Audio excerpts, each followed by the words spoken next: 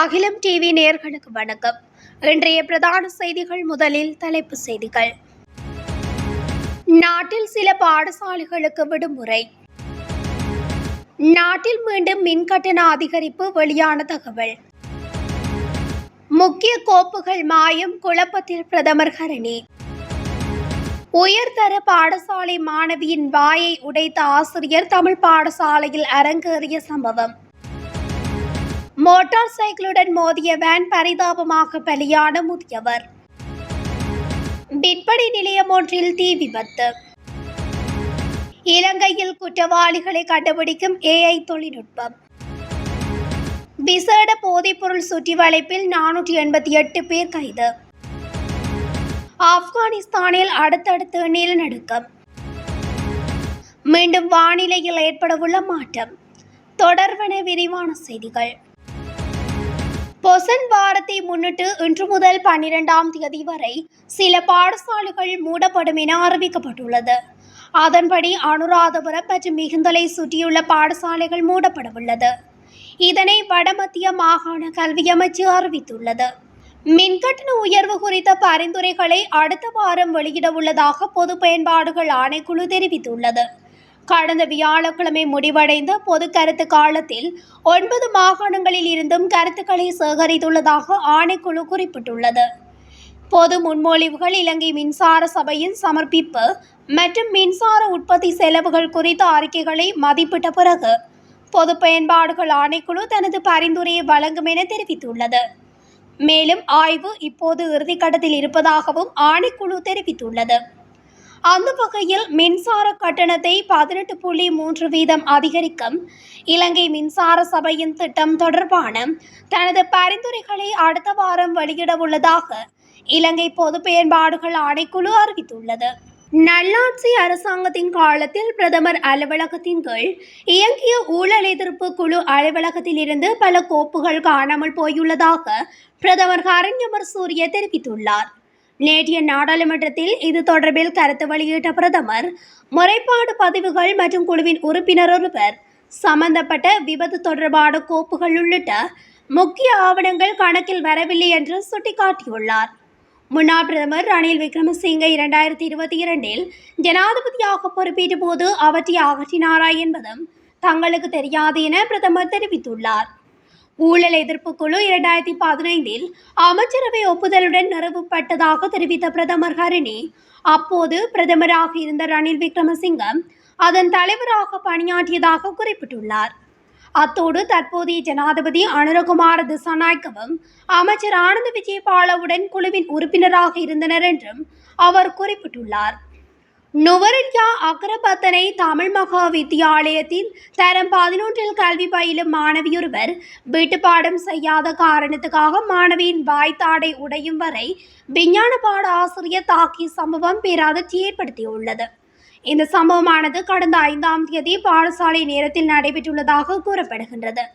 தாக்குதலுக்குள்ளான மாணவி பாடசாலையின் 2 பெண் ஆசிரியர்கள் மூலமாக அக்கரப்பத்தனை வைத்தியசாலைக்கு அழைத்து செல்லப்பட்டுள்ளார். எனினும் ஆசிரியரின் தாக்குதலால் மாணவியின் நிலைமை பாரதூரமாக இருந்துள்ளதால் அக்கரப்பத்தனை வைத்தியசாலை நிர்வாகம் பொறுப்பேற்க மறுத்துள்ளது.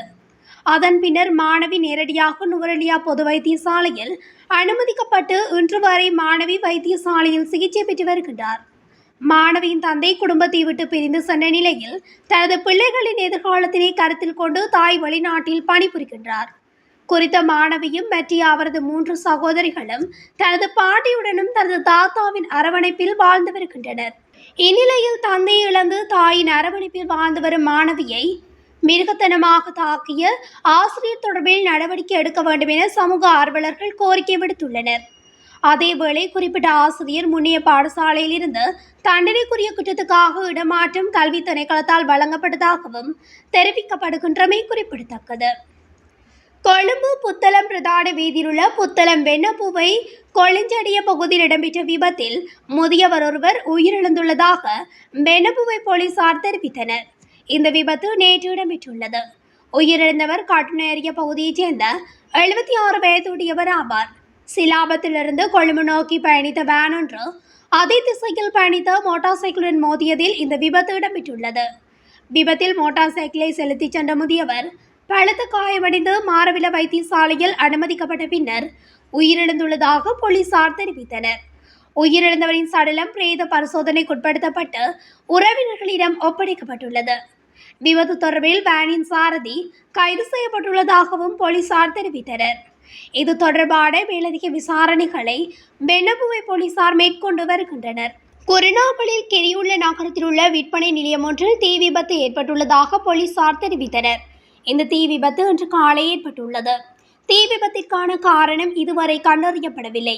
தீ பரவலை கட்டுப்படுத்தும் பணிகளில் மாநகர சபையின் தீயணைப்பு படையினர் ஈடுபட்டுள்ளதாக போலீசார் மேலும் தெரிவித்தனர். இது தொடர்பில் போலீசார் விசாரணைகளை மேற்கொண்டு வருகின்றனர். குற்றவாளிகளை அடையாளம் காண ஏஐ தொழில்நுட்பத்தை பயன்படுத்தி அவர்களின் முகப்படங்களை உருவாக்கும் திட்டம் வெற்றிகரமாக உள்ளதாக கொழும்பு குற்றப்பிரிவு இயக்குனர் சிரேஷ்ட போலீஸ் அதிகாரி ருவன்குமார தெரிவித்துள்ளார். ஏஐ தொழில்நுட்பத்தை பயன்படுத்தி குற்றவாளிகளின் விளக்கங்களின் அடிப்படையில் குற்றப்பிரிவு கலைஞர்களால் உருவாக்கப்பட்ட படங்களை மேம்படுத்த நடவடிக்கை எடுக்கப்பட்டுள்ளதாக அவர் குறிப்பிட்டுள்ளார். இதுவரை ஏஐ தொழில்நுட்பத்தை பயன்படுத்தி குற்றவாளிகளின் 5 படங்கள் உருவாக்கப்பட்டுள்ளன. அந்த படங்களின் அடிப்படையில் 2 குற்றவாளிகள் அடையாளம் காணப்பட்டுள்ளதாகவும் அவர் மேலும் தெரிவித்துள்ளார். நாடளாவிய ரீதியில் மேற்கொள்ளப்பட்ட விசேட சுற்றி வளைப்பு நடவடிக்கையின் போது போதைப் பொருட்களுடன் 488 பேர் கைது செய்யப்பட்டுள்ளதாக போலீஸ் ஊடகப் பிரிவு தெரிவித்துள்ளது. அந்த வகையில் ஹெரோயின் போதைப் பொருளுடன் 134 பேரும், ஐஸ் போதைப் பொருளுடன் 183 பேரும், கஞ்சாவுடன் 156 பேரும், கேஷ் போதைப் பொருளுடன் 6 பேரும், கஞ்சா செடிகளுடன் 3 பேரும், போதை மாத்திரைகளுடன் 6 பேரும் கைது செய்யப்பட்டுள்ளனர். குறித்த விசேட சுற்றி வளைப்பு நடவடிக்கையின் போது 189 கிராம் 932 மில்லிகிராம் ஹெரோயின் போதைப் பொருளும், 236 கிராம் 124 மில்லிகிராம் ஐஸ் போதைப் பொருளும், 1 கிலோ 159 கிராம் 159 மில்லிகிராம் கஞ்சா போதைப் பொருளும், 110 கிராம் 910 மில்லிகிராம் கேஷ் போதைப் பொருளும், 70,730 கஞ்சா செடிகளும், 105 போதை மாத்திரைகளும் போலீசாரால் கைப்பற்றப்பட்டதாக போலீஸ் ஊடகப் பிரிவு தெரிவித்துள்ளது. ஆப்கானிஸ்தானில் இன்று அதிகாலை 1:05 மணியளவில் திடீர் நிலநடுக்கம் ஏற்பட்டுள்ளது. நிலநடுக்கம் ரிக்டர் அளவில் 4.2 பதிவாகியுள்ளது. ஆப்கானிஸ்தானில் 126 கிலோமீட்டர் ஆழத்தை மையமாக கொண்டு இந்த நிலநடுக்கம் 36.50 டிகிரி வடக்கு அட்சர் ரேகையிலும் 67.82 டிகிரி கிழக்கு தீர்க்க ரேகையிலும் இருக்கும் என முதலில் தீர்மானிக்கப்பட்டது. முன்னதாக அதிகாலை 12:56 மணியளவில் ரிக்டரில் 4.3 அளவில் நிலநடுக்கம் ஏற்பட்டது. இந்த நிலையில் அடுத்தடுத்து ஏற்பட்ட 2 நில அதிர்வால் அப்பகுதி மக்கள் பெரும் அச்சத்தில் உள்ளனர். நிலநடுக்கத்தால் ஏற்பட்ட சேதம் மற்றும் பாதிப்பு குறித்து எந்தவித தகவலும் வெளியாகவில்லை.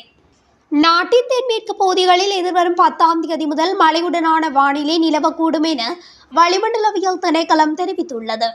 இதன்போது நாட்டை சூழவுள்ள கடற்பிராந்தியங்களில் பலத்த காற்று வீசக்கூடும் எனவும் அந்த திணைக்களம் தெரிவித்துள்ளது. இதேவேளை இன்றைய தினம் மேல் சபரகமுவ மற்றும் வடக்கு மாகாணங்களிலும் கண்டி, நுவரெலியா, காலி மற்றும் மாத்தறை மாவட்டங்களிலும் மழை பெய்யக்கூடும். வடக்கு மற்றும் ஊவா மாகாணங்களிலும் அம்பாறை மற்றும் மட்டக்களப்பு மாவட்டங்களிலும் மாலை அல்லது இரவு வேளைகளில் இடியுடன் கூடிய மழை பெய்யக்கூடும் என வளிமண்டலவியல் திணைக்களம் எதிர்வு கூறியுள்ளது. இத்துடன் அகிலம் டிவியின் இன்றைய பிரதான செய்திகள் நிறைவடைகின்றன. தொடர்ச்சியாக செய்திகளை அறிந்து கொள்ள அகிலம் டிவி ஊடகத்துடன் இணைந்திருங்கள். நன்றி, வணக்கம்.